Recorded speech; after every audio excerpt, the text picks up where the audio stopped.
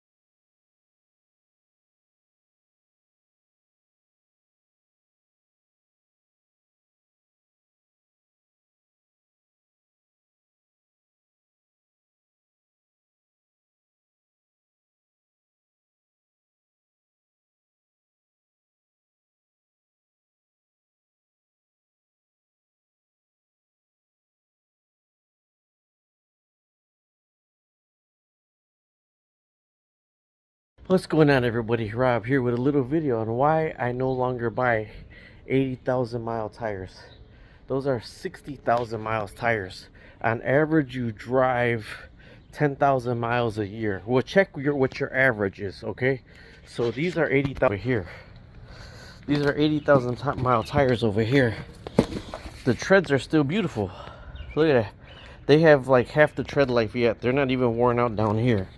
Although they're 6 years old and the sidewalls are shot. Now they're 6 years old according to the manufacturer date. I don't know, remember when I bought them.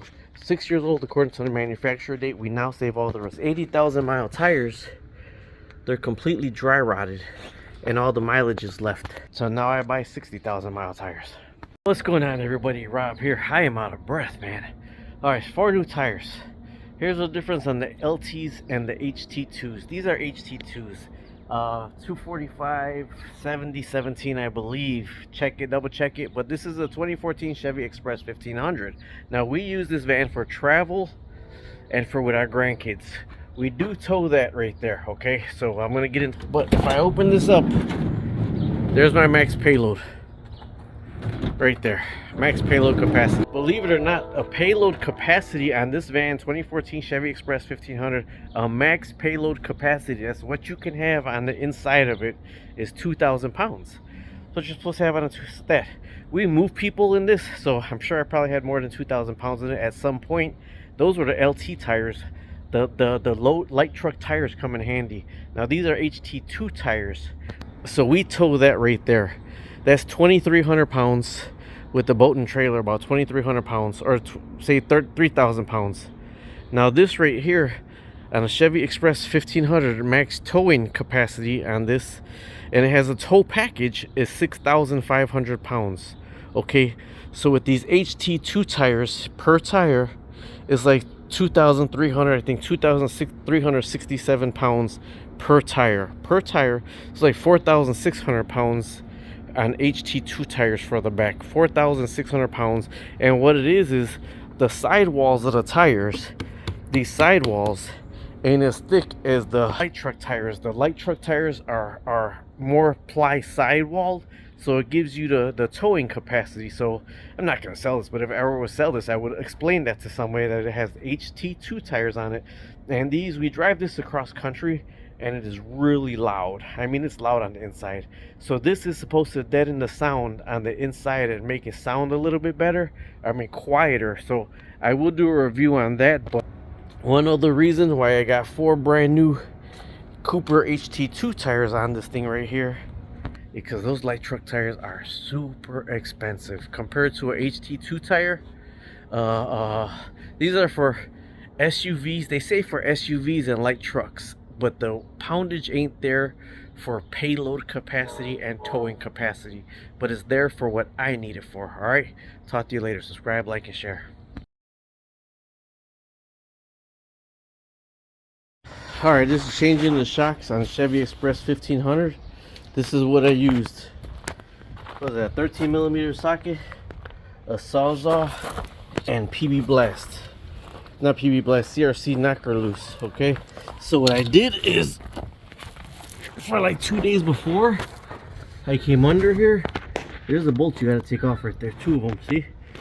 So for 2 days I sprayed the top of the bolts in there. I sprayed the top of the bolts with knocker loose for 2 days, so this way it got time to marinate and set in there.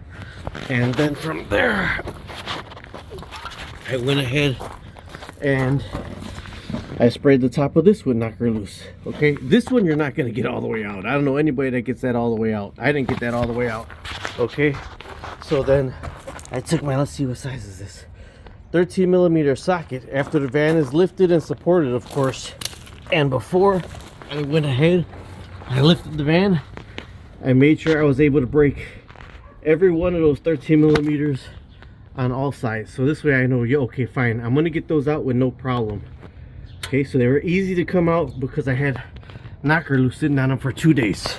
Okay, and then from that point, this is, it's kind of hard, it's kind of angled, you got to be gingerly with it, right? The van is lifted. I back this up just as much as I can with the wrench, 15mm wrench. I back this up just as much as I can, and then I use a sawzall with a metal blade.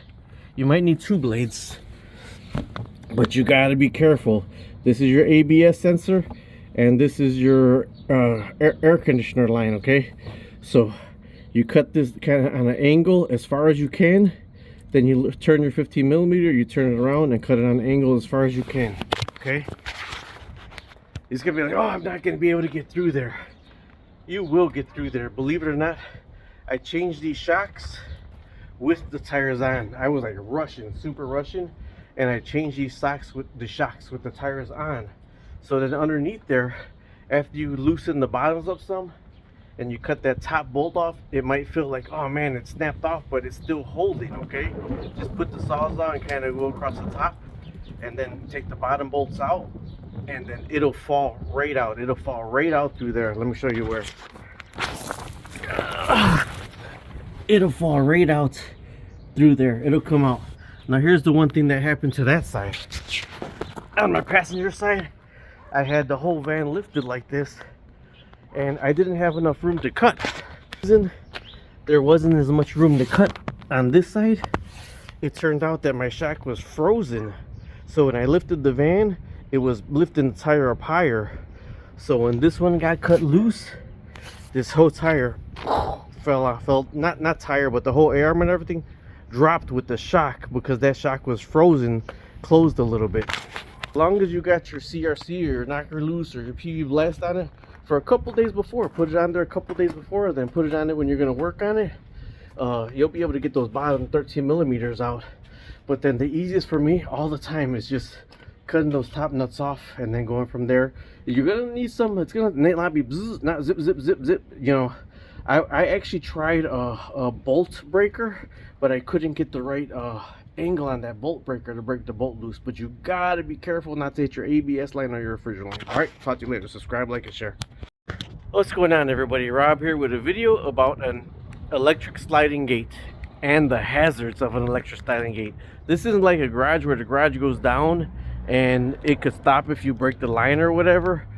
Sometimes when I'm working back here, or I have the van pulled out some, if I have the electric stuff in my pocket, one time the van was too close and it didn't break it, but it messed with my thing right there. I was laying down half and half in here working underneath my van, and I rolled on these, and there's nothing to stop that. So that actually crushed me between this and underneath my van. So if you got an electric sliding gate, don't have the keys in your pocket if you're working out here. I normally just hang them on the gate right there so I don't accidentally do that. What's going on, everybody? Rob here. Have you ever gotten a flat tire? This is pretty important here.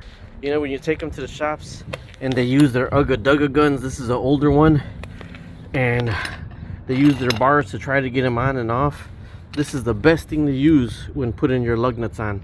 This is a torque wrench. So you find out what your specifications are on your vehicle, and you tighten them to the poundage of whatever your lug nuts are, and you'll never have a problem getting your tire back off, okay?